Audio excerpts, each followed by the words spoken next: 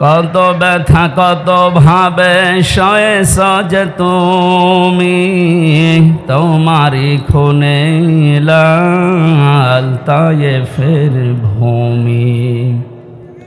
ফেরেশতা এসে চায় ধ্বংসের হুকুম, লৌহ মাখা মোহাম্মদ প্রাণেতে হাসরাত। হে আল্লাহ ক্ষমা করো এ তায়েফবাসীর,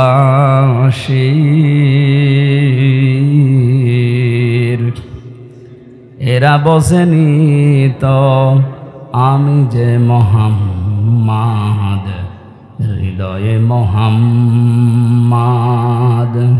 আলহামদুলিল্লাহ। বাংলাদেশের ঐতিহ্যবাহী এলাকা জনপদ রংপুর,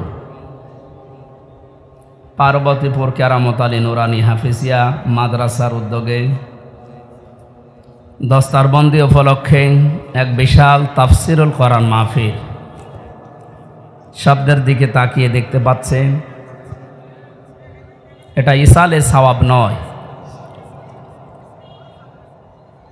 এই তথাকথিত যে সমস্ত নাম দিয়ে মানুষ সওয়াবের নিয়তে করে, আমরা দেখি 63 দিন ধরে চলছে নবীর মিলাদুন নবী। এইরকম অনুষ্ঠান এটা নয়, এটা আল্লাহর কোরআনের তাফসির মাহফিল। বিশেষ করে বাংলাদেশে যিনি এই শব্দের প্রবর্তক, তাফসিরুল কোরআন মাহফিল এই শব্দের জনক যিনি, বিশ্বনন্দিত মুফাসসিরে কোরআন শহীদ আল্লামা দেলাওয়ার হোসাইন সাইদি রহমতুল্লাহ আলাইহি, তার রূহের মাগফিরাত কামনা করছি। এই শব্দ দিয়ে সারা বিশ্বে তিনি নাড়া জাগিয়েছেন। ওয়ারাফা'না লাকা যিকরাক, আল্লাহ তার সম্মান মর্যাদা দুনিয়ায় যেভাবে দিয়েছিলেন, ইন্তেকালের পরে শহীদ হিসাবে আল্লাহ তাকে যেন কবুল করে। এ মাহফিলের প্রধান অতিথি শাইখুল মাশায়েখ, যুবক মানুষ, বিশিষ্ট ব্যবসায়ী, চেয়ারম্যান বাংলার চোখ, আমার আরাফাতের ভাই আলহাজ তানভীর হোসেন আশরাফি, সভাপতি, আমাদের সকলের প্রিয় ব্যক্তিত্ব, বিশিষ্ট চিকিৎসাবিদ আলহাজ ডাক্তার আক্তার হোসেন চৌধুরী বাদল, এতক্ষণ পর্যন্ত যারা আলোচনা রাখলেন, কুড়িগ্রামের সন্তান আলহাজ মাওলানা ফখরুল ইসলাম হাদি, আলোচনা রেখেছেন জনাব মাওলানা ইদ্রিস আলী জিহাদি। বিশেষ অতিথির নাম অনেকগুলো মানুষ দেখতে পাচ্ছি, আমি একবার দোয়া করছি এদের জন্য। ওয়ারাফা'না লাকা যিকরাক, আল্লাহ তাদের সম্মান মর্যাদা দুনিয়া আখেরাতে যেন বাড়িয়ে দেন। রংপুরে আসলে যার কথা মনে পড়ে, আপনাদের মাটি এবং মানুষের সন্তান ছিলেন সাবেক প্রেসিডেন্ট মরহুম হোসাইন মোহাম্মদ এরশাদ, আল্লাহ রাব্বুল আলামিন তাকেও কবরে যেন মাফ করে দেন। এ জেলায় আসলে আমাদের মাজলিসুল মুফাসসিরিন বাংলাদেশ আলেমদের একটা সংগঠন আছে, তার কেন্দ্রীয় কমিটির সেক্রেটারি জেনারেল আপনাদের রংপুরের সন্তান আলহাজ মাওলানা নুরুল আমিন ভাইয়ের জন্য দোয়া চাচ্ছি। মঞ্চে বসা আছেন আমার বন্ধুবর মাওলানা আব্দুল মমিন, অন্যান্য ওলামা ইকরাম, আমি এনাদের নাম জানি না। দোয়া করছি আল্লাহ আলেমদের সম্মান মর্যাদা যেন আরও বাড়িয়ে দেন। সামনে বসা মুসলমান ভাইরা, পর্দার আড়ালের সম্মানিতা মা এবং বোনেরা, প্রশাসনের ভাইরা, এ কথা এখন আর বলা লাগছে না, কারণ এ না হলেও এখন মনে হচ্ছে অসুবিধা নেই, তারপরও বলা দরকার যেহেতু এসেছে দেখলাম। প্রশাসনের ভাইরা, এ বাংলাদেশকে স্বাধীন মুক্তভাবে আমাদের সামনে যারা রেখে গেলেন, বৈষম্য বিরোধী ছাত্র আন্দোলনের ভাই এবং বোনেরা, বিশেষ করে রংপুরের বীর সন্তান শহীদ আবু সাইদ, আমি গিয়েছিলাম তার কবরে। আল্লাহ রাব্বুল আলামিন জান্নাতের সুউচ্চ মাকাম যেন তাকে দান করেন। বিশাল একটা কাজ করে দিয়ে গেল। এরকম একজন মানুষ জীবন দিয়ে যদি রংপুরের এরকম নাম হয়ে যায়, আমার মনে হয় আরও কিছু মানুষ যাওয়া দরকার। আপনাদের এখন যাওয়া লাগবে না, যার জন্য যাবেন সে তো আপনাদের পুত্রবধূ পালিয়েছে। 850 বছর আগে পালিয়েছিল লক্ষণ সেন, আরে রংপুরের মুখে কালি লেপন করে পালিয়ে গেল আপনাদের এই বৌমা। ইতিহাস হয়ে থাকবে। কোরআনের পাখির কয়েকটা কথা আমার মনে পড়ে। উনি বলেছিলেন, জালেমরা এদেশে ইঁদুরের গর্ত পাবে না, একটাও পাচ্ছে না। ইঁদুরের গর্ত যে পাচ্ছে না তার প্রমাণ হচ্ছে এই যে হাউং আঙ্কেল, কি নাম জানো? আমি কালকে গোয়েন্দা বিভাগের প্রধান যিনি, তার সাথে কথা বলেছি। বলছে, হুজুর ও আছে, আমাদের কাছে আছে, 2-1 দিন পরেই ওরে আমরা ছাড়বো। গর্তে লুকিয়ে আছে, ওরেও ছাড়া হবে। গতকালকে এক শয়তান ধরা পড়েছে, ডিবির মশিউর। একেবারে টাটকা নির্ভেজাল একটা শয়তান। আমি দেখিনি, পরবর্তীতে রিমান্ডে দেখেছি একবার। আমার মনে হয় শয়তান তো আমি জীবনে দেখিনি, যদি দেখতাম তো এরকম হইত। একেবারে নির্ভেজাল টাটকা একটা শয়তান আসে মাঝে মাঝে, এমন এমন গালি দেয় আলেমদের। জেলখানার ভেতরে সবচেয়ে এই লোকটার নাম বেশি পাওয়া গেছে 3 বছরে। আমার মনে হয় জামাত আর বিএনপির লোক যদি ওরে পায়, ওরে ছিঁড়ে খেয়ে ফেলবে, কারণ ও যা করিস। এই জানে গর্তে লুকানোর জায়গা এদেশে আর নেই, কোনো গর্ত বাকি নেই। যেখানে যা লুকিয়ে আছে সব বের করে নিয়ে আসা হচ্ছে, কারণ কোনো জায়গা নেই আপনার জন্য। জালেমের জন্য পুরা জমিন আল্লাহ সংকীর্ণ করে দিয়েছে। যারা অনেকেই পাগলামি করছেন যে আমি পাশে আছি, চট করে ঢুকে পড়বো, আপনি আসেন, আপনাকে আমরা ঢোকাচ্ছি। ঢোকাবো ঠিকই, জায়গা বানিয়েছিলেন আয়না ঘর, ওখানে ঢোকাবো। সুতরাং সবাইকে নিয়ে আমরা আল্লাহর দরবারে শুকরিয়া জানাচ্ছি যে স্বাধীন একটা মুক্ত জায়গায় আমরা এখন কোরআনের অনুষ্ঠান কোনো বাধা বিপত্তি ছাড়াই, অনুমতি ছাড়াই করতে পারছি। অথচ এই অনুষ্ঠানটা আগস্ট মাসের 5 তারিখে করতে হলে কমপক্ষে 14 জায়গায় অনুমতি নেওয়া লাগতো। অনুমতি যাদের কাছে নেওয়া লাগতো, একে একটা মানুষ, অন্য ধর্মের মানুষের কাছে হলেও আমরা মেনে নিতাম। মুসলমানের কোরআন মুসলমানের সামনে বলা হবে, আর ওর কাছে বলা লাগবে যে আপনি একটু লিখে দেন। কি হয়ে গেছে এখন, হাড়ে হাড়ে টের পাচ্ছে না। কোরআনের পাখি 2 নম্বরে জানিয়েছিল শুধু নাড়া দেওয়া হবে, দিল্লি গিয়ে পড়বেন। একেবারে তাই পড়িস। পৃথিবীতে এখন প্রায় 228টা রাষ্ট্র, স্বাধীন পরাধীন মিলে। আমার যা লেখাপড়া আমার এই আয়ত্তে বলছি, এখনও 7টা দেশ বাড়তেছে, 235টা দেশ হবে কয়েকদিন ইনশাল্লাহ। 7 সিস্টার ভেঙে যাচ্ছে না? ওরা পাকিস্তান থেকে আমাদেরকে আলাদা করেছে, এই জন্যে নাকি ওরা আমাদের পরম বন্ধু। তা আমরা আপনাদেরকে আরো 7টা দেশ বের করে দিচ্ছি, আমরা আপনাদের বড় বন্ধু। আপনারা 1 ভাগ করে যদি বন্ধু হন, আমরা কয় ভাগ করছি? আরো বেশি হবে। কারণ উনি বলেছিলেন যে বাবরি মসজিদ যেভাবে টুকরা টুকরা করেছেন, আল্লাহর এই ঘরকে ভারত এত টুকরা করবে আল্লাহ ইনশাল্লাহ। অত টুকরা হলেও অসুবিধা নেই। অনেকে মনে করে তাহলে রাষ্ট্র হয়ে যাবে এক জেলার মতো। সিঙ্গাপুরে গেলাম, এই মাথা থেকে ওই মাথা মাত্র 43 কিলোমিটার। মাত্র 43 কিলোমিটার যদি একটা দেশ হয়, ভারতের তো 100টা দেশ হওয়া দরকার।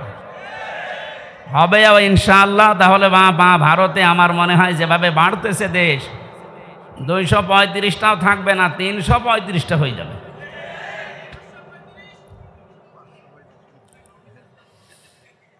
ওনার আর একটা স্বপ্নের কথা বলছে। উনি জানিয়েছিলেন এদেশে জালেমদের নাকের উপরে কালেমার পতাকা পথ করে উড়বে।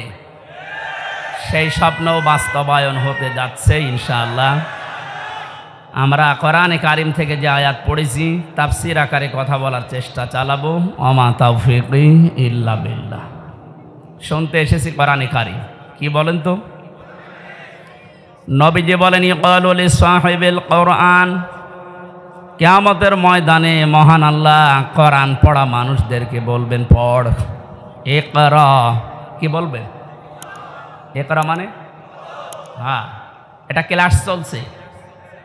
যারা এখানে আছে কলেজ, বিশ্ববিদ্যালয়, মাদ্রাসায় পড়া, আমরা জানি অধিকাংশ ক্লাসগুলো হয় সর্বোচ্চ 45 মিনিট। 45 মিনিট ক্লাস হয় এই কারণে, কারণ যারা ক্লাস নেয় বিশ্ববিদ্যালয়ে, কলেজে, এদের যোগ্যতা নেই, এই জন্য 45 মিনিটে শেষ করে দেয়। ও বলছে ঠিক। আমাদের ভার্সিটিতে একজন ক্লাস নিত, ডক্টর লোকমান স্যার। ওনার যে যোগ্যতা কোরআনের ওপরে, হাদিসের ওপরে, আমার মনে হয় উনি 45 মিনিট না, 45 ঘন্টাও যদি ক্লাস নেয় কেউ মাথা তুলবে না, এত যোগ্যতা আল্লাহ তারে দিয়েছে। কিন্তু 45 মিনিট পরে ঘন্টা বেজে যায়, আর একজন আসে। কেন? বিজ্ঞান এই মাথা নিয়ে গবেষণা করে চালিয়েছে যে এখানে যে সমস্ত সিস্টেমগুলো আল্লাহ দিয়ে রেখেছেন, মানুষের কথা রিসিভ করার জন্য একটা জায়গা আছে, অক্সিপিটাল লব বলা হয়। এই জায়গাতে মানুষের কথাগুলো ধরে ক্যাচ করে রেখে দেয়। সর্বোচ্চ 45 মিনিট কথা বলার পরে মানুষের এই জায়গা, এখান থেকে আগেরটা আবার মুছে যায়, নতুন করে যেটা বলবেন ওইটা যোগ হয়। এই জন্য 45 মিনিটের পরে ক্লাস নেওয়া ঠিক না, কারণ ক্লাস একটা গুরুত্বপূর্ণ জিনিস। বিশ্ববিদ্যালয়ে যারা ক্লাস নেয় 1 ঘন্টা 45 মিনিট, তারা কমপক্ষে 20 ঘন্টা পড়াশোনা করা লাগে। আগে 40-50টা বইয়ের রেফারেন্স আগে দেওয়া লাগে, নয়তো যারা সামনে বসে আছে আমাদের মতো শ্রোতা তো না, সব ওখানে মেধাবী ছাত্রছাত্রী বসে থাকে। এই জন্য বলছি, এটা যেহেতু ক্লাস চলছে, ক্লাসের মতো আপনি অ্যাক্টিভ থাকবেন। এদিক ওদিকে তাকানো, মোবাইল টেপা, ছবি তোলা সব বন্ধ করে দিন। আমি কয়েকদিন আগে মালয়েশিয়া ছিলাম, আজহারি ভাই ওখানে যে ক্লাসগুলো নেয়, তাফসির মাহফিলে, ওয়াজ মাহফিলে, এই ক্লাসগুলো 45 মিনিট 50 মিনিট করে উনি নেয়, সব অ্যাক্টিভভাবে। মোবাইল কারো থাকলে বন্ধ করে রাখবেন, ছবি তোলা, এদিক ওদিকে তাকানো সব বন্ধ। কারণ এখানে যে কথা হবে এর চাইতে গুরুত্বপূর্ণ কথা পৃথিবীতে আর নেই। বলেন, আমি যে শব্দ বললাম, কিয়ামতে আল্লাহ সাহেবে কোরআন যারা, তাদেরকে বলবেন পড়। কে বলবেন বলেন তো? কার সামনে বলেন না কেন? আল্লাহ নিজের সামনে দাঁড় করাবেন, বলবেন পড়, ইকরা। ইকরা কি? কোরআন শরীফের ভেতরে ইকরা শব্দের অর্থ আমি পেয়েছি প্রধানত 4টা। কোনো মানুষ যদি কোরআন পড়তে চায়, কমপক্ষে 4টা শর্ত তাকে মানা লাগবে। আল্লাযীনা আতাইনাহুমুল কিতাবা ইয়াতলুনাহু হাক্কা তিলাওয়াতি উলাইকা ইউমিনুনা বিহি ওয়া মান ইয়াকফুর বিহি ফাউলাইকা হুমুল খাসিরুন। সূরা বাকারা 121 নম্বর আয়াতে আছে, আল্লাহ পাক বলেন, যাদেরকে আমি এই কিতাব কোরআনে কারিম দিয়েছি, তারা তেলাওয়াত করলে কিতাবকে হক আদায় করে তেলাওয়াত করে। কি আদায় করে? তাহলে কোরআন যারা পড়বে তারা যেন হক আদায় করে পড়ে। উলাইকা ইউমিনুনা বিহি, আর এই মানুষগুলো, এই যে আল্লাহ পাক মনে হচ্ছে তার কুদরতির আঙ্গুল এইভাবে ইঙ্গিত দিয়ে, ইশারা দিয়ে জানিয়েছে, রংপুরের পার্বতীপুরে এই মানুষগুলো যারা এখন শুনছে, পড়ছে, আমরা এখন আল্লাহর কুদরতি হাতের নিচে আছি, উনি যেন আমাদেরকে ইঙ্গিত দিচ্ছে যে এই মানুষগুলো, উলাইকা ইউমিনুনা বিহি, এরাই আমার কোরআনে বিশ্বাসী। ওয়া মান ইয়াকফুর বিহি, এখন যে ব্যাখ্যাটা বলবো এর ভেতরে যদি আপনার পড়া না মেলে, ফাউলাইকা হুমুল খাসিরুন, ওই মানুষটা আমার কোরআনে বিশ্বাসও করে না, তারা ক্ষতিগ্রস্ত। বলেন নাউজুবিল্লাহ। শিক্ষিত মানুষ যারা আছেন এবার মিলাবেন, কোরআন যদি কেউ হক আদায় করে পড়ে, সে আল্লাহর কোরআনে বিশ্বাসী। হক আদায় করে না পড়লে সে আল্লাহর কোরআনে বিশ্বাসী না। কোরআন যারা বিশ্বাস করে না তারা কাফের। এই কথা বলছে না কেন? 4টা শর্তের প্রথম হচ্ছে আপনাকে তেলাওয়াত করা লাগবে শুদ্ধ করে। বাংলাদেশে একটা সমস্যা হয়ে দাঁড়িয়েছে, 100 জনের 95 জন কোরআন শরীফ শুদ্ধ করে পড়তে পারে না। প্রথমটায় তো ধরা খেয়ে যাচ্ছি আমরা। এজন্য শিক্ষা ব্যবস্থা যেখানে যেটা আছে, সে মাদ্রাসার নাম হোক, স্কুলের নাম হোক, মডেল নাম হোক, কিন্ডারগার্টেন হোক, যাই হোক, এখানে 100 মার্কের কোরআনে কারিম আমরা বাধ্যতামূলক চাই। আমরা কোরআনে কারিম হক আদায় করে পড়তে হলে এটা শুদ্ধ করে পড়ার নিয়ম করতে হবে। শিক্ষা ব্যবস্থায় 15.5 বছরে এমন ভাবে ধ্বংস করে দিয়েছে, আমি একটা একটা করে পয়েন্ট আকারে বলতে গেলে আপনি এখনই উঠে দাঁড়িয়ে পড়বেন। এই জন্য আমরা যেখানে যে প্রতিষ্ঠান গড়ে তুলছি, আজকের এই যে নোরানি ক্যাডেট হাফেজিয়া মাদ্রাসা, এখানে আমি জানি শুদ্ধ করে পড়ানো হয়। আরাতিলিল কোরআন তারতিলা, আল্লাহ পাক বলেন কোরআন পড়তে হলে স্পষ্টভাবে, সহি শুদ্ধভাবে, তারতিলের সাথে থেমে থেমে পড়ো। এ নির্দেশ কার? তাহলে আমরা প্রথম বুঝলাম, 1 নম্বরে যদি কেউ কোরআন পড়তে চায় হক আদায় করে, তাকে শুদ্ধ করে পড়া লাগবে। দ্বিতীয় নম্বরে, শুধু শুদ্ধ করে পড়লেই হবে না, এটা আপনাকে বুঝতে হবে। ফেরাউন তার রাজত্বে নিজেকে খোদা দাবি করার জন্য যে পয়েন্টগুলো সামনে এনেছিল, সেটার দ্বিতীয় পয়েন্ট ছিল এই, আসমানি কিতাব জনগণকে বুঝতে দেওয়া যাবে না।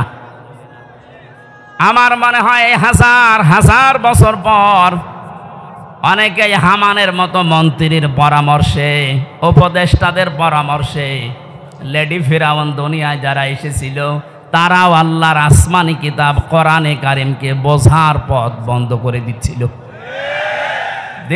মানে দিয়েছে।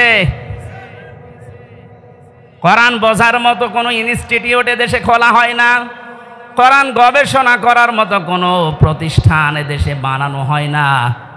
লালনের জীবনী গবেষণা করার জন্য একাডেমি বানিয়েছে। লালন গবেষণাগার বানানো হয় এদেশে, লালন একাডেমি তৈরি করা হয়, অথচ কোরআনের একটা শব্দ নিয়ে আপনি চিন্তা ভাবনা করে নতুন কোনো তথ্য বের করবেন, সেরকম কোনো প্রতিষ্ঠান এদেশে নেই। দুঃখজনক হলেও সত্য, আমরা 96% মুসলমান। কত ভাগ? 96%। 96% আমাদের দরকার নেই।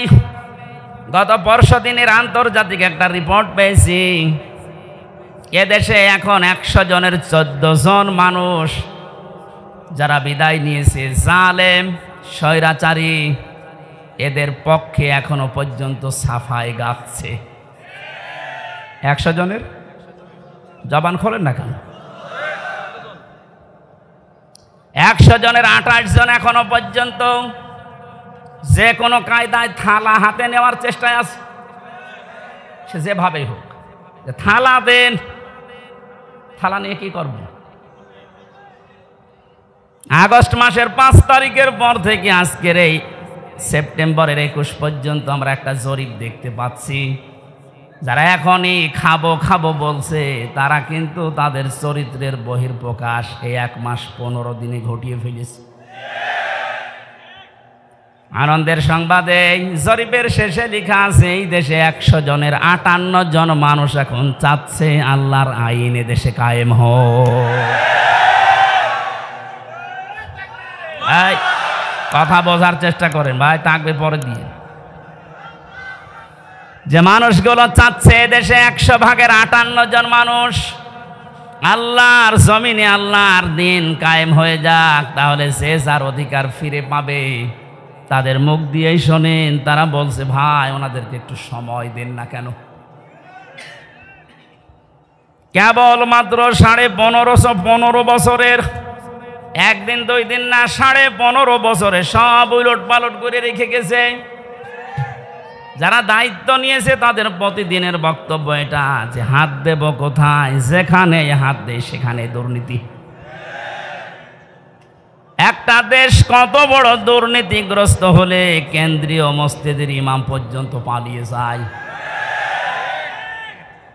এ চোরাই আবার কালকে এসেছিল, পিটানি খেয়ে বিদায় নিয়েছে। মসজিদের ইমাম পালিয়ে গেছে, ও যদি আবার ফিরে আসলে এইরকম অবস্থা হয়, তুমি চট করে ঢুকে পড়বা, আর তোমার কিছুই হবে না। আসো, কথা বলেন না কেন?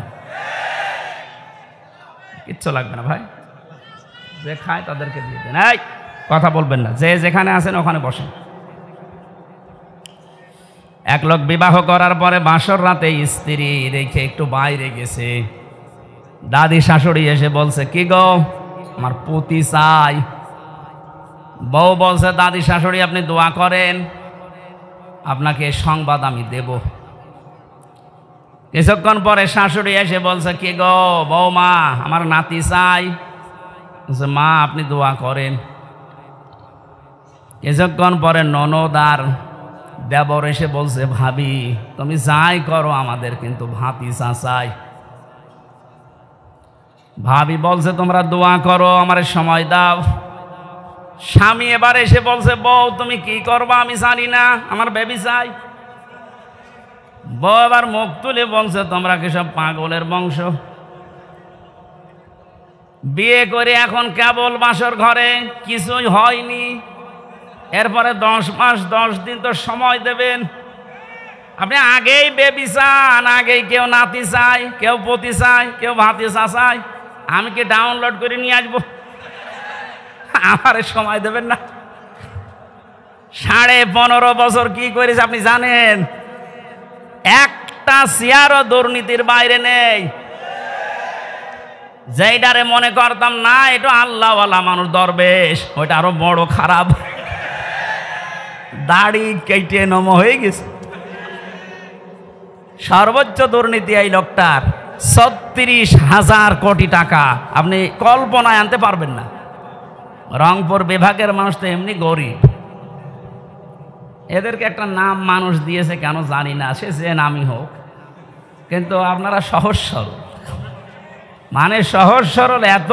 আজকে গাড়ি নিয়ে আসার সময় হরেন দিচ্ছি, ও তাকিয়ে দেখ, একটু সরিয়ে যাবে তো, গার ওপরে যে গাড়ি উঠে পড়বে না, আগে দেখে নিচ্ছে। হুজুরের গাড়ি বলে একটু সাইড দিবে, আমার মনে হয় অন্যের গাড়ি হলে আগে দেখে দাঁড়িয়ে থাকতো যে নেন, আমার গায়ে ধাক্কা মারে।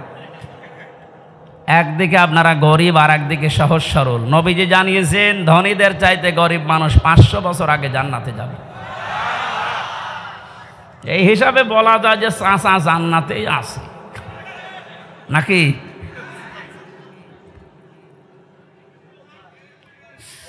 আমার ভাইরা, যারা দায়িত্ব পেয়েছে সংস্কারের জন্য, যখন ছাত্ররা আপনাদের হাতে দিয়েছে, খুব তাড়াতাড়ি করেন, এদেশের কোনো চেয়ার যেন বাকি না থাকে, সবগুলো সংস্কার করেন। কারণ এই জালেমদের দোসর এইগুলো। 1628টা চেয়ার ছিল বাংলাদেশে, মেন চেয়ার, এই চেয়ার না, ওইগুলো, ওই চেয়ারগুলো দিয়ে এ দেশ পরিচালিত হইতো। আর ডিরেকশন আর তো দাদার কাছ থেকে।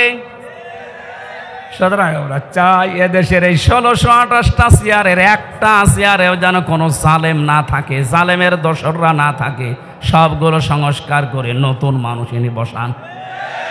হ্যাঁ, কথা বলেন না কেন? এটা করার জন্য আপনাকে সময় কিছুদিন দেওয়া লাগবে না, 10 মাস 10 দিন, নাই তো কি ফ্লাক্সি লোড করে নিয়ে আসবে। এখনই খালি বারবার যে দেন থালা, থালা দেন, থালা নিয়ে করবেন কি? এ অবস্থায় যদি আবার ছেড়ে দেয়, তাহলে এই 15 বছরের মতো দিনের ভোট রাতি হয়ে যাবে। এজন্য সংস্কার যখন চলছে, আমরা আহ্বান জানাই, যারা দায়িত্বে আছেন, আপনারা একটা সম্মানজনক সময় নিয়ে তাড়াতাড়ি সংস্কার করেন। একটা জালেমের দোসরকেও আমরা আর দেখতে চাই না।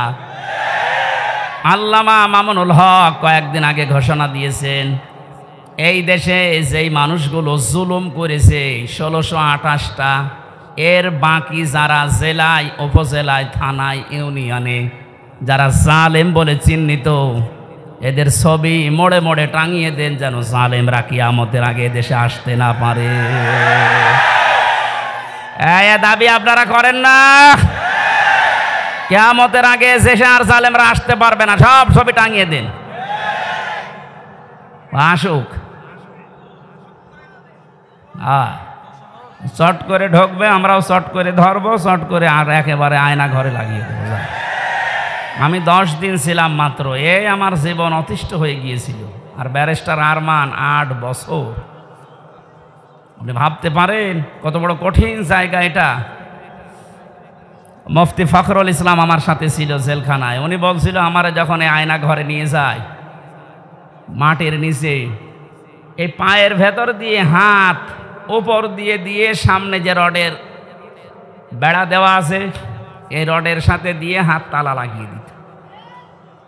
আপনি যেহেতু কায়দ হবেন না, সেই কায়দা নেই। আমারে বলতো, হামজা ভাই, আমার মাঝে মাঝে মনে হতো আল্লাহ হয় মরণ দাও, না একটু শোয়ার ব্যবস্থা করে দাও। এই যে শুয়ে থাকা, এটা যে কত বড় নিয়ামত আল্লাহর, আমি ওই কতদিনে টের পেয়েছি। হাত যদি শুধু বেঁধে রাখতো তাও তো ঘুমানো যায়। হাতে পায়ের ভেতর দেয়, সামনের দিকে রডের বেড়া ওর সাথে লাগিয়ে তালা লাগিয়ে দেয়। 1.5 মিনিট সময় দেয় টয়লেট করার জন্য। আর খাবার যা দেয় মনে হয় কেউ মাখিয়ে রেখেছে, ওইটাই এনে দেয়। খালে খান, না খেলে মরে যান। মানে মরে গেলে তো আর অসুবিধা নেই, কেউ তো জানে না যে ও আছে কিনা, এমনি মানুষ মরে যায়। আমার নাই ভেতরে কোরআন শরীফ ছিল, প্রতিনিয়ত আমি কোরআন শরীফ পড়তাম আর বিভিন্ন দৃশ্য ভুলে থাকতাম। কিন্তু যারা হাফেজ না, কোরআন শরীফ নেই, তাদের কি অবস্থায় 8টা বছর কেটেছে বলেন তো। আমার 3 বছরই যেতে চাই না, আমার ডায়াবেটিস হয়ে গেছে, অথচ আমার শরীর চলে না। এই শরীরে ডায়াবেটিস হলে মেনে নেওয়া যায়? কি কষ্ট দিয়েছিল ওই মানুষগুলোকে। আমার মনে হচ্ছে এই দেশের 18 কোটি মানুষ যদি এই জালেমকে মাফ করে দেয়, ব্যারিস্টার আরমানের বউ জীবনও মাফ করবে। আপনারা করে দেন আপনাদের বৌমা, তা আমাদের বউ, আমার বউ তো মাফ করবে না। কারণ 3 বছর আপনি তার থেকে কি অবস্থায় রাখলেন। আমারই জেলে দিলে কোনো সমস্যা না, জেলে দিলে 7 দিন পর পর দেখা করা যায়, কথা বলা যায় মোবাইলে। আর আমার একেবারে বিচ্ছিন্ন, সরকারি মোবাইল তো কল্পনাই করা যায় না। দায়িত্বে যেগুলো দিত সবগুলো হিন্দু, সুভাষ দাস, সুব্রত বালা, দেবদাস, দেবদুলাল, এ নাম শুনলেই মনে হচ্ছে যে এ কিছু না কিছু করবে। এসে 24 ঘন্টা পায়ের কাছে হাতের কাছে বসে থাকবে। আমি তো কারোর সাথে কথা বলবো না। সবচাইতে বেশি ঝামেলায় লেগেছিল আমারে আর মাওলানা মামুনুল হক। আপনি কেন করলেন এইটা? এমনিতে জেলে দিতেন, আটকিয়ে রাখতেন, রাখেন। এই কয়েকদিন আগে আমার মামলা সব খারিজ হয়ে গেছে। মানে আগস্টের 5 তারিখের পরে যেই মামলা তুলেছে সব খারিজ করে দিয়েছে বিচারপতি। বলছে কি দেখে মামলার বিচার করবো, এর ভেতরে কোনো মাল নেই, যা। আমি বলতে গেলাম যে বিচারপতি, এ 3 বছর তো আপনার কাছেই ছিল, তখন তো বলেননি যে কোনো মাল নেই, এখন বলছেন কোনো মাল নেই, কি দেখে বিচার করবো? উনি এইটাই বলতো যে হুজুর আমার হাত বাঁধা ছিল। কি ছিল? এখন আমার হাত খোলা আছে, এখন আর তো কেউ বাধা দেওয়ার মতো নেই। এখন সত্যটা আমি সত্য বলে জানিয়ে দিলাম যে আপনি নির্দোষ, কোনো দোষ আপনার আমি পাইনি। আমার মনে হয় এদেশে 1628টা চেয়ার যে আছে, শুধু একটা চেয়ারের হাত খোলা ছিল, আর বাকি 1627টা চেয়ারের হাত বাঁধা ছিল।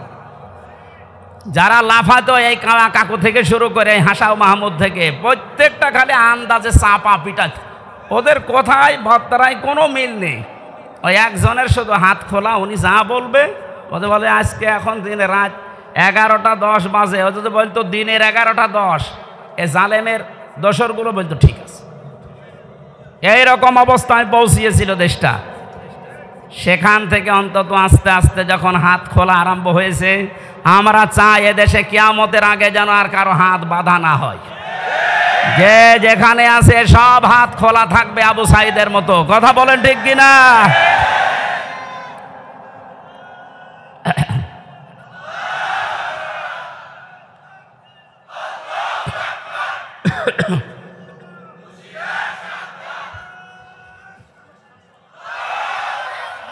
দরুদ পড়ছি, সালাম পাঠাচ্ছি আমাদের নবী মুহাম্মদুর রাসূলুল্লাহ সাল্লাল্লাহু আলাইহি ওয়াসাল্লামের প্রতি। তার প্রথম শব্দ ছিল কিয়ামতের দিন আল্লাহ মানুষকে বলবেন পড়।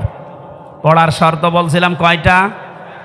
1 নম্বরে পড়তে হবে শুদ্ধ করে, 2 নম্বরে বুঝতে হবে এই পড়া বিষয়টা। আমি ছোটবেলায় যখন 9-10-এ পড়তাম, ওই সময় একটা ছেলে পড়াতাম কুষ্টিয়াতে। একটা ছেলে আমার কাছে পড়ে, আমাদের ছোট নদী চলে বাঁকে বাঁকে। আমি বললাম এটা মুখস্থ করে আমারে শোনা বাকাল। আমারে বলছে হুজুর এই যে আমাদের ময়াকার দয়কার র একটা শব্দ লিখতে 4টা অক্ষর কেন লাগে এইটা আপনি বলেন, তারপরে আমি ছোট নদী পড়বো।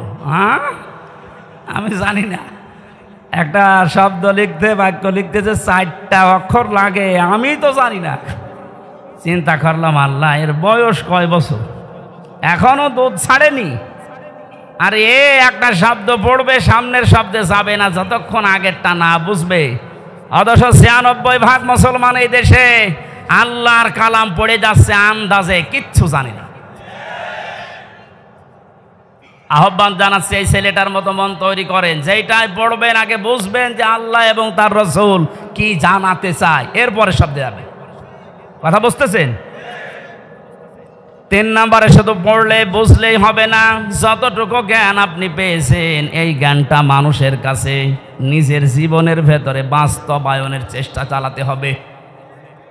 4 নম্বর শর্ত হচ্ছে শুধু নিজে মানলে হবে না, এটা মানুষের কাছে পৌঁছিয়ে দেওয়ার নিয়ত করা লাগবে। এই হাদিসের ব্যাখ্যায় আর একটা হাদিস পেয়েছে, এদিকে তাকান। আন আবি হুরায়রা রাদিয়াল্লাহু তাআলা আনহু قال قال النبي সাল্লাল্লাহু আলাইহি ওয়াসাল্লাম, নবীজি বলেন বাল্লিগু আন্নি ওয়ালাউ আয়া, তোমরা যদি একটা বাক্য জেনে থাকো ওটা মানুষের কাছে পৌঁছিয়ে দাও। বাল্লিগ দেননি নবীজি, বাল্লিগু বহু বচন। আলেম যারা আছেন তাদেরকে বলছি, কোরআনে কারিমে আল্লাহ বাল্লিগু দেয়নি, দিয়েছেন বাল্লিগ। ইয়া আইয়ুহার রাসূল বাল্লিগ মা উনজিলা ইলাইকা মির রাব্বিক, হে রাসূল আপনি তাবলীগ করেন, প্রচার করেন, ছড়িয়ে দেন, ছিটিয়ে দেন, জানিয়ে দেন, মানুষের ভেতরে প্রচার করেন যেটা আপনার রব আপনাকে দিয়েছে, তার নাম কোরআন শরীফ। তার নাম কি? আরো জোরে বলেন। কিন্তু এই কোরআন প্রচার করতে গিয়ে আপনার মনের ভেতরে যেন 2টা জিনিস কখনো না আসে। কিতাবুন উনজিলা ইলাইকা ফালা ইয়াকুন ফি সাদরিকা হারাজুম মিনহু লিতুনদিরা বিহি ওয়া যিকরা লিল মুমিনিন। বলেন আল্লাহু আকবার। আল্লাহ পাক বলেন এই যে কিতাবে কোরআন আপনাকে দিলাম, এটা যখন মানুষের মাঝে প্রচার করবেন তখন আপনি যেন কোনো ভয় পাবেন না, কোনো দ্বিধা দ্বন্দ্ব সংশয় সন্দেহ এগুলো আপনার মনের ভেতরে কাজ না করে। হারাজনের ব্যাখ্যায় মুফাসসিরিন ইকরাম লিখেছেন 2টা বিষয়। 1 নম্বরে কোরআন প্রচার করতে গিয়ে কখনো এই ভয় পাবেন না যে মানুষ হয়তো না বুঝে অনেকেই মন খারাপ করতে পারে। এরকম মানুষ দেশে নেই? আছে। আল্লাহ যেটা জানাতে চাই আমিও ওইটা বলতে চাই। তো অনেক মানুষ আছে কোরআনের এই বক্তব্য না বোঝার কারণে আন্দাজে মন খারাপ করে থাকে, ও মনে করে আমারে বলতেছে। 2 নম্বরে কোরআনে কারিমে আল্লাহ যেগুলো দিয়েছেন ইবাদত হিসাবে, আবাহমান কাল থেকে অনেকে এমন এমন ইবাদত আবিষ্কার করে করে যাচ্ছে যেগুলো আসলে কোরআনে নেই, ইসলামে নেই। হে নবী আপনি যখন কোরআনের তাফসীর করবেন তখন ওইগুলো তো টিকবে না, ওই মানুষগুলো তখন আপনার প্রতি মন খারাপ করবে, খারাপ ধারণা করবে। আজকে বাংলাদেশে যেমন মাজারওয়ালারা করছে, মাজারের কোনো অস্তিত্ব কোরআন হাদিসে আছে? হ্যাঁ আছে। আপনি মাজারকে সংরক্ষণ করে রাখেন, কোনো ইহানত যেন না হয়, অপমান না হয়, গরু ছাগল যেন নষ্ট না করে। তাই বলে সেখানে সেজদা দেওয়া লাগবে, গাঁজা খাওয়া লাগবে, নারী পুরুষ জেনা করা লাগবে? কোথায় পেয়েছেন? আমরা তো এই মাজারের বিরুদ্ধে যেখানে গাঁজা খাওয়া হয়, যেখানে নারী পুরুষের অবাধ মেলামেশা হয়, কথা বলেন না কেন? এরকম মাজার দেশে নেই। আপনি আমার সাথে চলেন, আমি দেখাবো চট্টগ্রামে অধিকাংশগুলোতে গাঁজার ফ্যাক্টরি আর নারী পুরুষের অবাধ জেনা। যেগুলো আবাসিক হোস্টেলগুলোতে হয়ে থাকে ওইগুলো মাজারে হচ্ছে প্রকাশ্যে। তাও হক্কানি আলেমরা কোনোদিন এটা দেখার পরে জানার পরে সহ্য করতে পারে? এতদিন পর্যন্ত জালেমরা ওদেরকে পাত্তা দিত, জালেমরা ব্যবসা করে খেত, এই কারণে কিছু বলতো না। জালেম যেহেতু নেই এখন, আলেমরা এই জন্য এত বেশি সতর্ক করছে যে মাজারের অস্তিত্ব যেন না থাকে, গুড়িয়ে দেন। কারণ আলেমরা দেখে এসেছে যে হাজী সাহেব প্রধান অতিথি, সভাপতি, সভাসী হযরতে ওসমানের কবর আমি দেখেছি, খালি একটা পাথর দেওয়া আছে, বোঝা যাচ্ছে না। আর বাংলাদেশে গরু ছাগল মরে গেলেও কবর 3 তলা হয়। হযরত ওসমানের মতো দামি মানুষ আপনার বাবা, যার কবর পাকা করা লাগবে।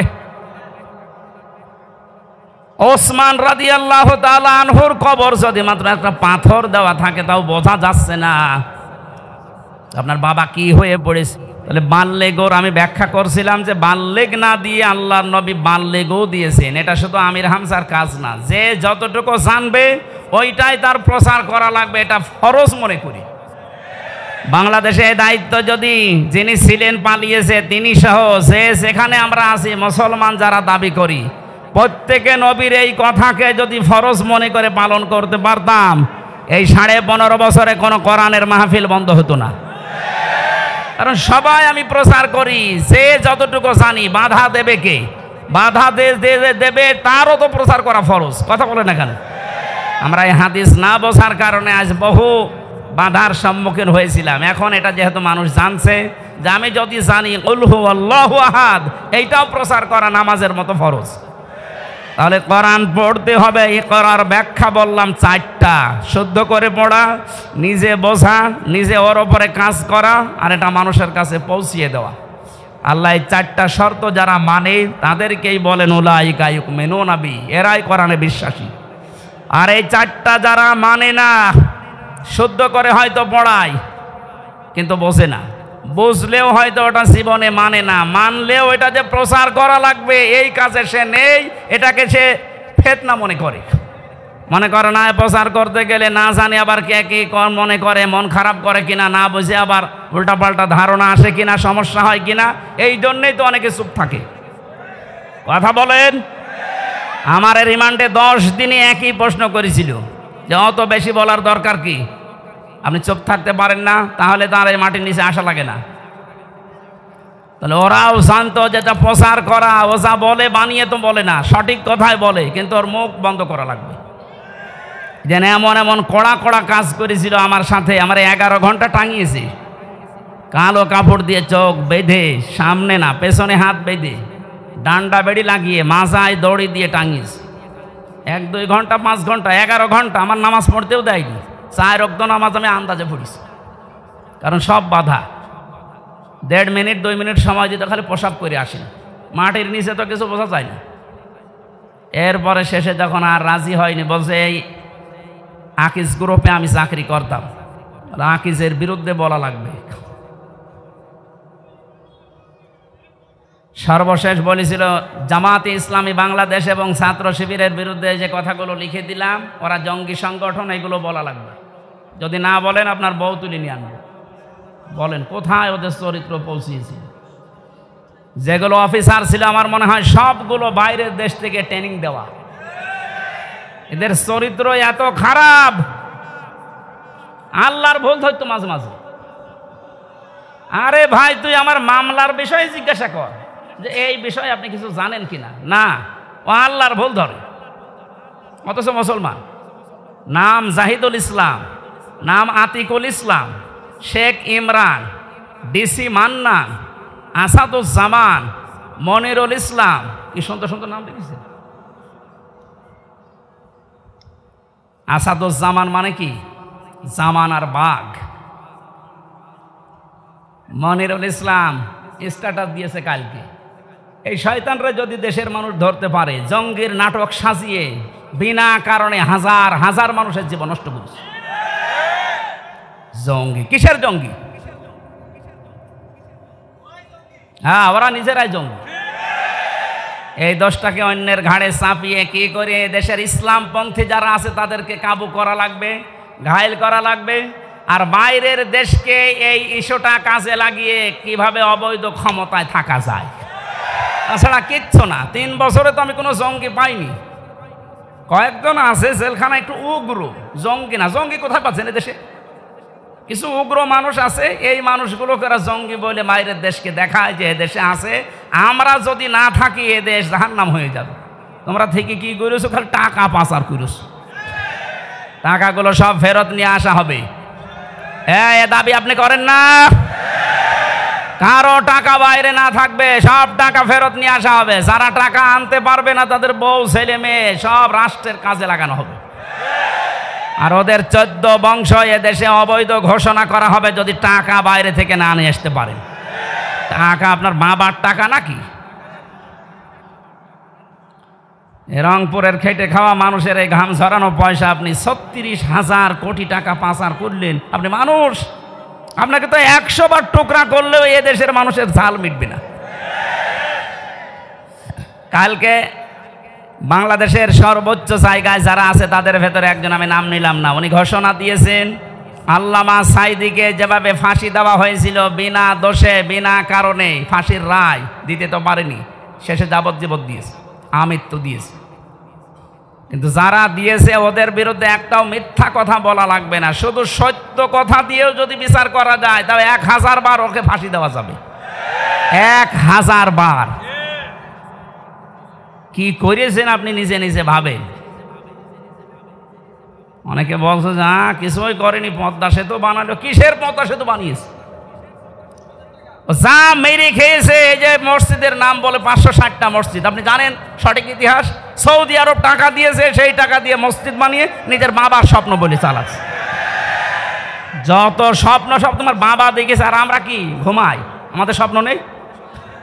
কোরআনের পাখির যে স্বপ্ন ছিল ওই স্বপ্ন এখন বাস্তবে রূপ আসতেছে ইনশাআল্লাহ।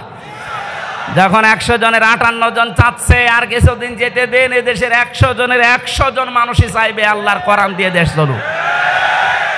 কারণ 53 বছর তো আমরা দেখলাম, একটু শোনেন, 53 বছরে বাবা চালিয়েছে, স্বামী চালিয়েছে, চাচা চালিয়েছে, ভাবি চালিয়েছে, বোনও চালিয়েছে, বাবু চালায়নি। আমরা দেখলাম কি হয়। এখন শুধু বাকি আছে আল্লাহর এই কোরআন দিয়ে দেশ চললে কেমন দেখা যায়, এটা আমরা দেখতে চাই। এই কথা বলেন না কেন? এটা দেখতে চাই না?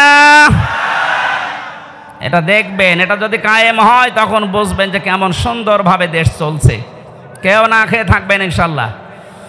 আমরা যতটুকু আশা পাচ্ছি, দেখতে পাচ্ছি ভরসার জায়গা, এদেশের মানুষ যদি আর কয়েক % বেড়ে যায়, আর বাড়বে আমি ইচ্ছা করে আশা করছি। কারণ কয়েকদিন আগে 10 জন মুসলমান হয়ে গেল দিনাজপুরে, এর আগে 2 জন চুয়াডাঙ্গা, এর আগে 1 জন গাইবান্ধা, এর আগে 1 জন এই চট্টগ্রামের কি লালদিঘি।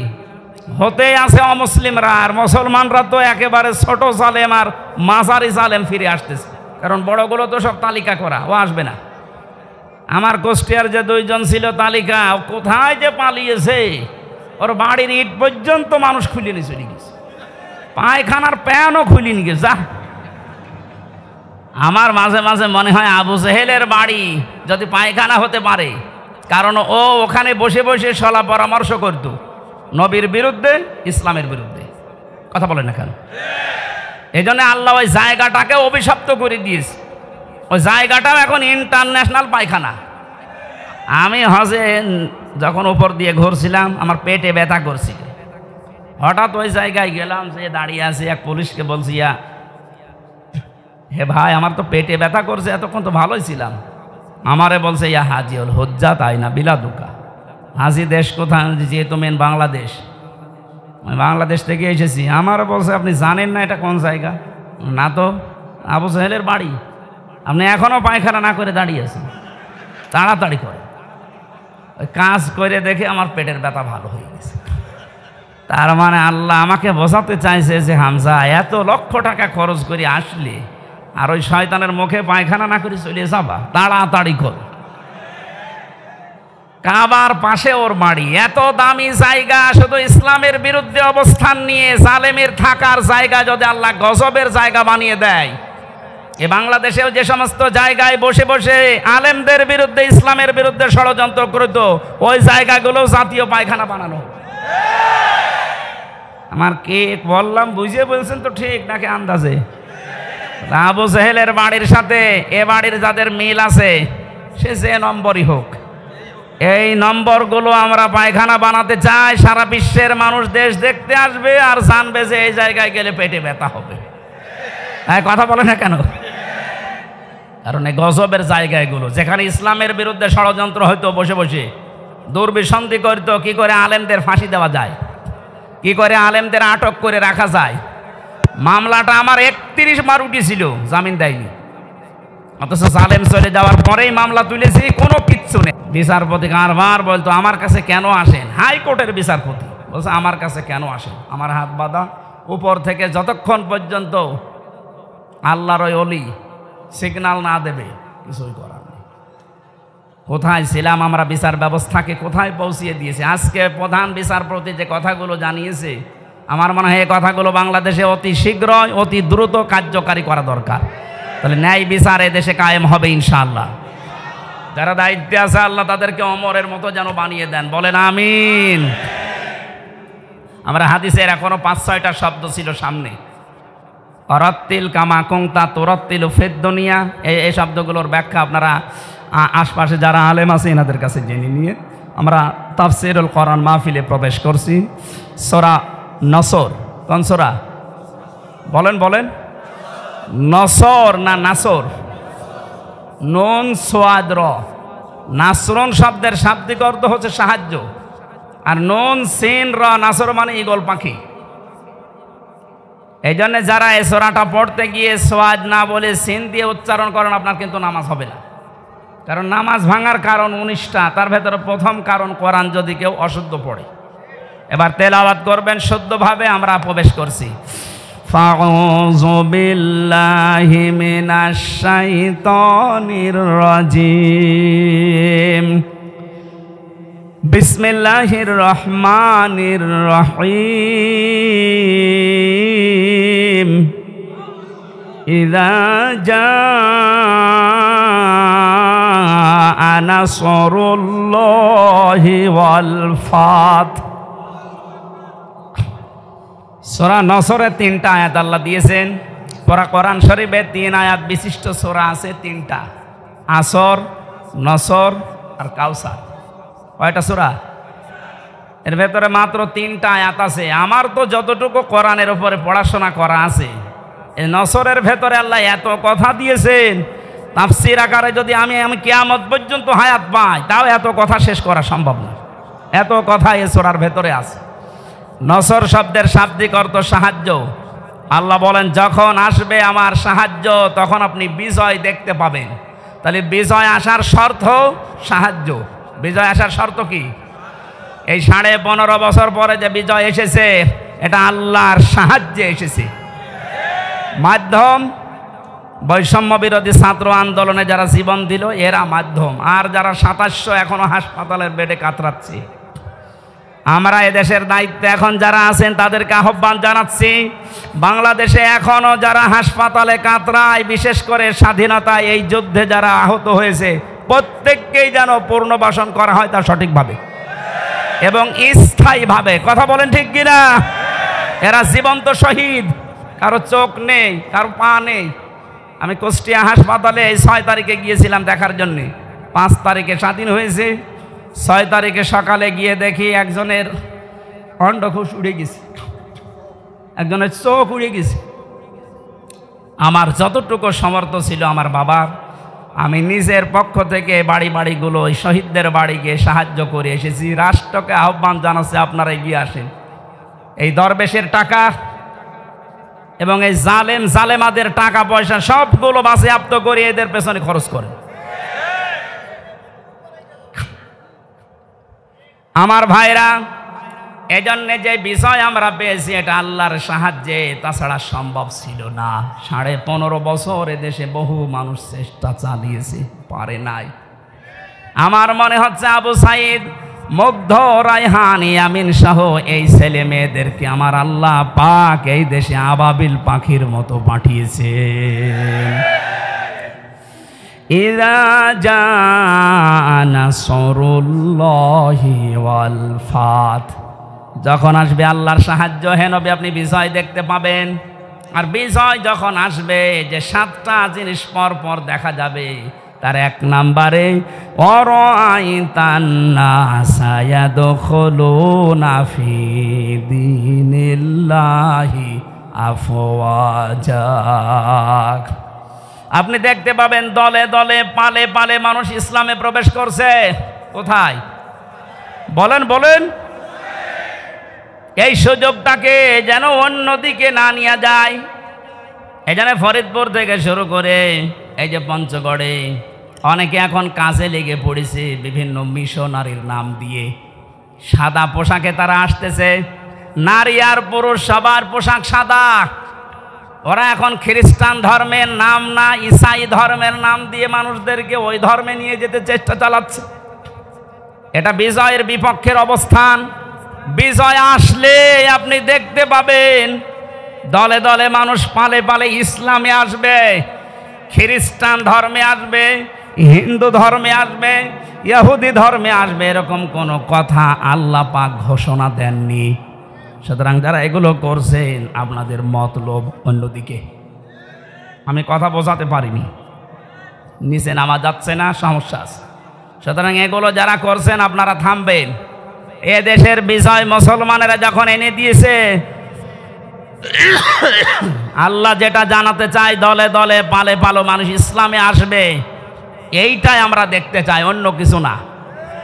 সুতরাং ইহুদি, খ্রিস্টান, কাদিয়ানি, অন্যান্য যত নাম নিয়ে মানুষদেরকে ইসলাম থেকে বের করার চেষ্টা চালাচ্ছেন, এদেশের মুসলমানেরা এখনো বুঝে উঠতে পারেনি। যদি বুঝে উঠতে পারে, মাটি তলা পায়ের নিচে কিন্তু মাটি থাকতে দেবে না। কথা বলেন।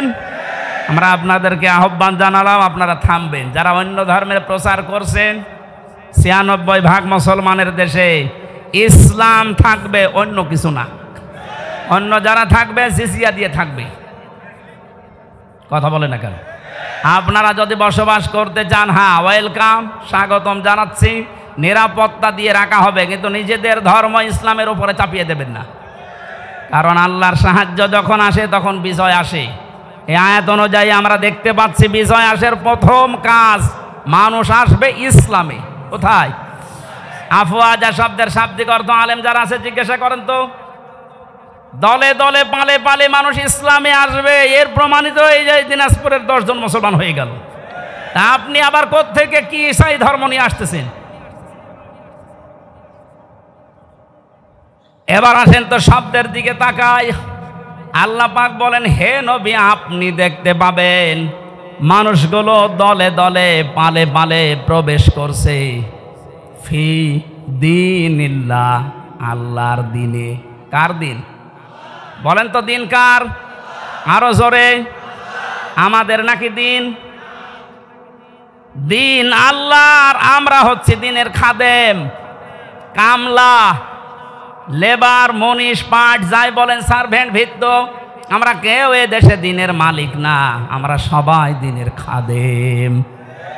দিনের খাদেম এ কথা বলতে লজ্জা হয়, শরম লাগে, নিজেকে ছোট মনে হয়। আরে বিশ্ব নবী ছিলেন দিনের খাদেম।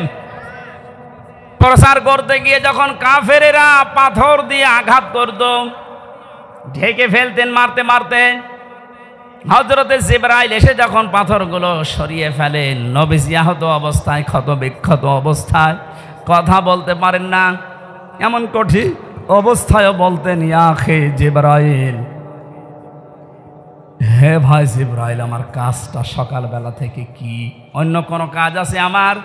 ফেরেশতা জিবরাইল বলতেন, ইয়া রাসূলুল্লাহ, আল্লাহ পাক আমাকে জানাতে চেয়েছেন, বলতে বলেছেন এই কথা যে সকালবেলা থেকে আপনার কাজ এই দিনের খেদমত করা, কারণ দিন প্রচারের জন্য দিনের খাদেম হিসাবে আল্লাহ আপনাকে পাঠিয়েছেন।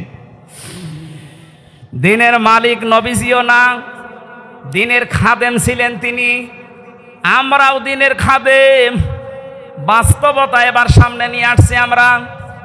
আজ 53 বছরে দিনের খেদমত করছে এদেশের অনেক মুসলমানেরা, চেষ্টা চালাচ্ছে দিনের খেদমতের যে সমস্ত পর্যায়গুলো আছে মানুষকে দিনের দিকে নিয়ে আসা, ডাকা, দিনকে আল্লাহর জমিনে কায়েম করা। যে যেভাবে পারছি আমরা চেষ্টা করছি, কিন্তু দেখতে পাচ্ছি আমাদের এই বাধা দেওয়ার জন্য অনেকে উঠে পড়ে লেগেছে। আজকের মাহফিলের সভাপতি বাবুল সাহেব, উনি যদি বলে আমাদের 10 জনকে যে আপনাদের আমরা কামলা নিলাম, আপনি এই 2 বিঘা জমি ধান লাগিয়ে দেন, আমরা 10 জন মিলে ধান লাগাচ্ছি, বিকাল 5টা পর্যন্ত আমাদের ডিউটি, উনি বিকাল 5টা এসে আমাদের বেতন দিয়ে দেবেন। বিকাল 5টা বাজতে আর মাত্র 10 মিনিট বাকি আছে। 10-12 জন মস্তান মোটরসাইকেল নিয়ে, অস্ত্র নিয়ে এসে বলছে ধান লাগানো যাবে না, যা লাগিয়েছেন সব আমরা তুলে ফেলবো। আমরা যারা কামলা আছি, খাদেম আছি, আমরা যারা লেবার আছি, আমরা বলবো ভাই আপনারা ধান তুলে ফেলবেন, অসুবিধা নেই, কারণ ধানের মালিকও আমরা না, এ জমির মালিকও আমরা না। কথা বলেন এখানে আমাদের একটা উদ্দেশ্য আছে এখানে কাজ করার। উদ্দেশ্যটা হচ্ছে এই জমিন যার, তিনি এখানে নেই, কিন্তু আমরা হচ্ছে পাহারাদার। এ ধান আমরা বহু কষ্ট করে লাগিয়েছি সারাদিন। আপনারা যদি ধান তুলে ফেলতে চান ফেলেন, কিন্তু আর 10 মিনিট পরে, কারণ আর 10 মিনিট পরে মালিক আসবে, আমাদের বেতন দিয়ে দেবে, বেতন নিয়ে আমাদের সংসার চলবে। আপনি যদি এখনই তুলে ফেলেন, এখনো তো 5টা বাজেনি, মালিক এখনো আসেনি, উনি এসে যদি দেখে ধান সব তোলা হয়ে গেছে, আমাদের বেতন দেবে না। কথা বলে না কেন? আরো জরিমানা নিতে পারে যে তোরা থাকতে ধান তুললো কেন। আমারও প্রশ্ন হচ্ছে, মালিক যখন আসবে তার আগে 5টা পর্যন্ত পাহারা দেওয়ার দায়িত্ব এই লেবারদের, এই খাদেমদের। এই কথা বলেন। আমরা যেহেতু জমিনের কামলা, এ জমিনের মালিক না, এই জমিনে আল্লাহর দিন কায়েম করতে হবে। বিকাল 5টা মানে জীবনের শেষ দিন, জীবনের শেষ দিন পর্যন্ত যে থাকা লাগবে মাঠে ময়দানে, এ ঘোষণা আমি বানালাম। সূরা হিজর 14 নম্বর পারার 99 নম্বর আয়াত। এটা আল্লাহ পাক বলেন, ওয়াবুদ রাব্বাকা হাত্তা ইয়াতিয়াকাল ইয়াকিন। হে নবী, আপনার রবের ইবাদত করবেন, রবের জমিনে আপনি ইবাদত করবেন, কামলা দেবেন। কতদিন পর্যন্ত? যতদিন আপনার মরণ না আসে। তার মানে জমিনে দিন কায়েম করার জন্য চেষ্টা চালাতে হবে। জীবনের শেষ দিন বিকাল 5টা মরণ পর্যন্ত। এর ভেতরে যদি কেউ বাধা দিতে আসেন, ওই ধান তুলে ফেললে যেমন মাস্তানদের সাথে হাতাহাতি হওয়া, কথা কাটাকাটি হওয়া, মারামারি হওয়া, খুন খারাপি হওয়া সম্ভাবনা নেই। বলেন বলেন বলেন। সুতরাং এই জমিনেও আমরা বিকাল 5টা পর্যন্ত কাজ করব। এর ভেতরে যদি কেউ বাধা দিতে আসেন, হাতাহাতি হবে, কথা কাটাকাটি হবে, মারামারি হবে, প্রয়োজন হলে মেরেও ফেলতে পারি, কারণ আমাদের বেতন দরকার। আমাদের বেতনের নাম জান্নাত। দেবে কয়টায়? 5টায়। বলেন বলেন। যেহেতু এখনো বিকাল 5টা বাজে নাই, মানে জীবনের শেষ দিন আসে নাই। আমার জীবনের মেন কাজ এখন এইটা, কি করে জমিন আল্লাহর দিন কায়েম হয়। এর ভেতরে বহু বাধা দিয়েছিলেন বিভিন্ন কায়দায়, যেগুলো বাধা দিয়েছে সেগুলোকে আল্লাহ নিজে অপমান করছে। এই যে কালামানিক বিসি উড়ে গেছে, বিসি উড়ে যায়নি, ওর অবস্থা এখন ভালো না।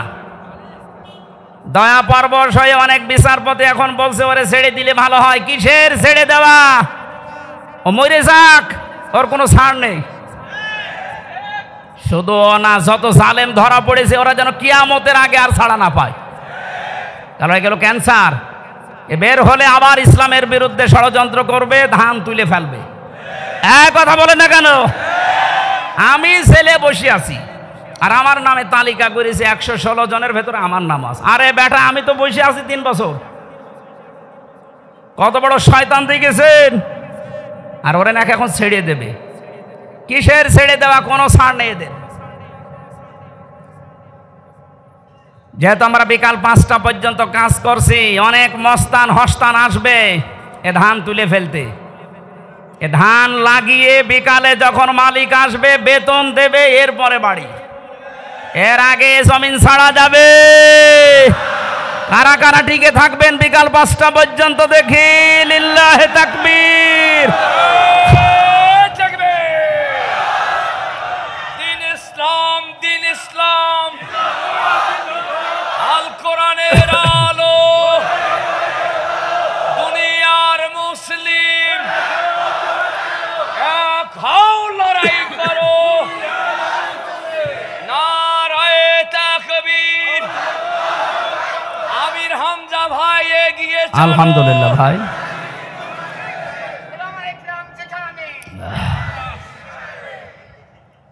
হ্যাঁ, আমাদের একজন উপদেষ্টা গতকালকে জানিয়েছেন এদেশকে সংস্কারের জন্য ওলামা একরামের ভূমিকা রাখতে হবে এবং রাখার সুযোগ দিতে হবে। সুতরাং ওনার কথায় আমি সাপোর্ট দিচ্ছি, এদেশে আলেমরা যেন ভালো ভালো জায়গায় যায়। ধর্ম উপদেষ্টা উনি ঘোষণা দিয়েছে এদেশের আলেম এবং মাদ্রাসায় যারা পড়ে শুধুমাত্র মাদ্রাসা আর মসজিদ নিয়ে থাকলে হবে না, স্বপ্ন দেখতে হবে কিভাবে রাষ্ট্র চালানো যায়। কোনো মহিলার দরকার নেই। আমরা চাই এই সমস্ত জায়গাতে যেন পুরুষ মানুষের এবং যে পুরুষ আল্লাহ রসুলকে বিশ্বাস করে দুনিয়া চলে তাদেরকে এই জায়গায় আমরা চাই। কথা বলেন। তাই বলে ফরিদউদ্দিন মাসুদের মতো মানুষ না, রুহুল আমিনের মতো মানুষ না, এগুলো আলেম নামে ক্যান্সার। ইসলামের সবচাইতে বড় ক্ষতি করেছে 15.5 বছরে এই জালেমগুলো। বাতিলের 5 আটা গোলামি করে কওমি জননী নাম দিয়ে কওমি মাদ্রাসার ইজ্জত মিরিস। এ 3 বছরে যত কওমি আলেম আমার সাথে ছিল অধিকাংশগুলো ওর নাম ধরে বরদোয়া করতো জেলখানায়। যেই দিন কওমি জননী নাম দিয়েছে জালেমাকে, সেই দিনই বরদোয়া হয়েছে। মাওলানা মামুনুল হক, শাকাওয়াত হোসেন রাজি ভাই যারা ছিল বসে একটা কাজ করলো, আমাদের তো সব উল্টাপাল্টা করে ফেললো। কত বড় মানুষ জালেম হলে একজন আলেম নৌকা মার্কা নিয়ে দাঁড়ায় বলেন তো? হ্যাঁ, আর সে আবার জোর করে নামাজ পড়াতে আসে, ওর পেছনে নামাজ হয়? যে লোকটা নৌকা মার্কা নিয়ে ভোটে দাঁড়াতে পারে ওর পেছনে নামাজ হয় কি করে? আমার মনে হয় নৌকা মার্কা না নিয়েও যদি কুকুর মার্কা নিত তাও অন্তত একটা পদে থাকতো। কি মার্কা নিয়েছে বলেন তো? একটা মার্কা হইল। ইয়াসিদ এই নামটা যেমন গালি হয়ে গেছে, আমার মনে হয় এদেশে অনেকের নাম এখন সামনে কালের আবর্তনে গালি হয়ে যাবে। আপনি যদি হিন্দুকেও বলেন ভাই 5,000 টাকা দেবো ছেলের নাম ইয়াসিদ রাখেন, বলো এটা নাম হইল, ওটা গালি। কাউকে যদি বলে ইয়াসিদের বাচ্চা, ওই এমনি রেখে যাবে। দেখেন যে সময় আসতেছে কিছুদিন পরে যাই বলবেন আপনি অমকের বাচ্চা, ওই এমনি রেখে যাবে। বলবে না আপনি দরকারে আমার কুকুরের বাচ্চা বলেন, তারপরও আমি ওই নামের বাচ্চা হতে রাজি না। মানুষ হয়তো না বুঝেও বলতে পারে। কেউ কেউ যদি শোনে বলেন যে কুকুরের বাচ্চা, ওর মাথা গরম হয়ে যাবে। ওরে যদি বলেন বাঘের বাচ্চা, বাঘও তো জানোয়ার, কুকুরও জানোয়ার, ওকে টের পাচ্ছে। সুতরাং কালের আবর্তনে আমরা দেখতে পাচ্ছি আপনাদের নামও থাকবে না। 15.5 বছরে যেমন পরিচয় দিতে আমাদের ভয় পেতাম, এই যে অবস্থায় 1 মাস 15 দিনে হয়েছে, এখন এদেশে আমার সারা দেশ ঘোরা শেষ, একটা জেলাও আমার বাকি নেই। যা দেখতেছি এদেশের 1 ইঞ্চি জায়গায় দাঁড়িয়ে কেউ কথা বলার সাহস এখন নেই যে আমি এই করি। বলতে পারবে? পিটিয়ে মেরে ফেলবে। আমার বংশের 100 জনের 98 জন ছিল ওই আগস্টের 5 তারিখের পরে বিকালবেলা আমারে বলছে বাবাজি আমরা সব জামাতে ইসলামী হয়ে গেছে। হ্যাঁ, জামাতে ইসলামী? এতদিন কি করলেন? আমি 3টা বছর জেলে পড়ে আছি, কোনোদিন খোঁজও নেননি। আরও আমার বাবার কাছে সে টিটকারি দিত, তো ভালোই হয়েছে। এখন ঠেলা টের পান আপনি যে হঠাৎ করেই ঘুরে গেলেন।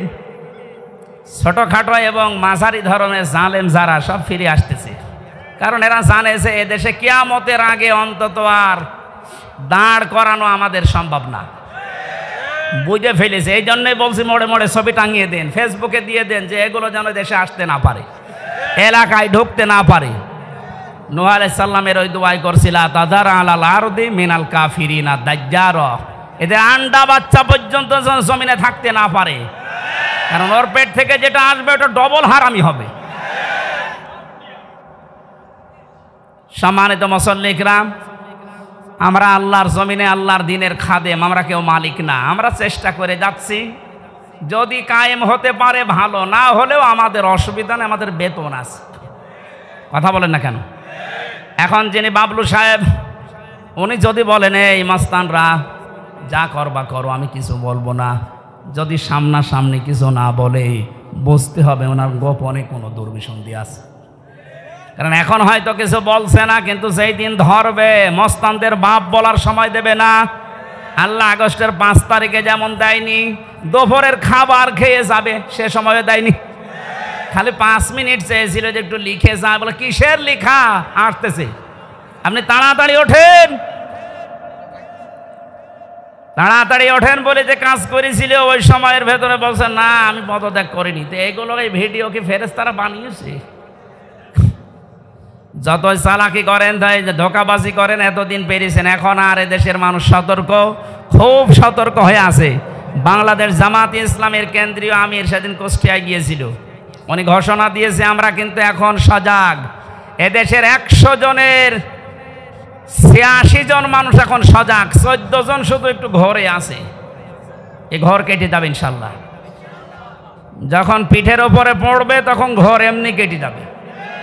পড়তেছেও মাঝে মাঝে, এদেরকে দিয়ে জালেমারা একটু মাঝে মাঝে দেখে যে হ্যাঁ ওরা জেগে আছে কিনা। প্রথমে লাগিয়েছিল অন্য ধর্মের লোকদেরকে, হালে পানি নেয়নি। এরপরে লাগিয়েছে প্রধান বিচারপতিকে দিয়ে একটা কু তৈরি করে, পারেনি। এরপরে লাগিয়েছে আনসারদের। কিসের আনসার? 42,000 আনসার নিয়োগ হয়েছে, তার ভেতরে 32,000 গোপালগঞ্জের। তা আমরা যে এখনো 63 জেলার লোক আছি, আমরা কি ঘাস কাটছি? সবই যদি ওই জেলার হয় তো বাংলাদেশে 63 জেলা জেলা না? পার্সেন্টেজ হিসাবে ভাগ করে দিতে পারেন না? সবগুলো ওখান থেকে। এই জন্যই তো ওরা লেগেছে। এই 17 বছর কোথায় ছিলেন আপনার অধিকার নিয়ে? হঠাৎ এখন শুরু করেছেন। পুলিশ ছাড়া যদি দেশ চলতে পারে, ও আনসার ছাড়া চলবে 1 আর 2। কোনো দরকার নেই, সাতা বিলুপ্ত করে দিন। এই জন্য আমাদের উদ্দেশ্য হচ্ছে দিন কায়েম করা এদেশে, যেহেতু দিন আল্লাহর, আর আমরা সব কামলা, আমরা সব কামলা, খাদেম, লেবার, মনিশ, জন, পার্ট, সার্ভেন্ট, ভিত্ত যাই বলেন, আমরা চেষ্টা চালাচ্ছি আমাদের বেতনের জন্য। বিকাল 5টায় যখন আল্লাহ আমাদেরকে বেতন দেবে, বলবে যা ওয়াসিকাল্লাযীনা তাকাও রাব্বাহুম ইলাল জান্নাতি যুমারা, 70,000 গেট তৈরি হবে আমাদেরকে রিসিপশন করার জন্যে। আজ এই দেশের নেতা যারা আসে বিভিন্ন জেলাতে, মন্ত্রী, এমপি, তাদের জন্য 8টা, 10টা, 15টা গেট হয়। আল্লাহ আল্লাহ আমরা এমন খাদেম আল্লাহর দিনের 70,000 গেট আল্লাহ বানাবে। আল্লাহ যেন এই ভাগ্য আমাদের কপালে লেখেন, বলেন আমিন। সুতরাং বিজয় আসলে যে সমস্ত কাজ সামনে আসবে তার একটা আরম্ভ হয়ে গেছে। দিন যত যাচ্ছে এদেশে দিন কায়েম হোক, এটা অনেকেই চাচ্ছে। 58 ভাগ যখন হয়ে গেছে, এটা মিথ্যা নয়। ফাসাব্বিহ বিহামদি রাব্বিকা ওয়াস্তাগফির। আমাদের কাজ এখন আল্লাহর কাছে ইস্তেগফার করা, নত হওয়া, বিনয়ী হওয়া, তার কাছে তওবা করে ফিরে আসা। ইন্নাহু কানা তাওয়াবা, অবশ্যই তিনি তওবা কবুলকারী। তওবা কবুল হওয়ার জন্য শর্ত আছে 3টা। কয়টা বলেন বলেন? 1 নম্বরে অপরাধ করার পরে স্বীকৃতি দেওয়া।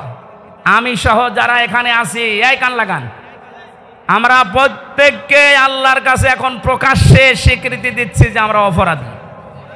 বলেন বলেন? আমরা অপরাধী না, আমরা গোপনে না, প্রকাশ্যে বলছি আল্লাহ আমরা অপরাধী।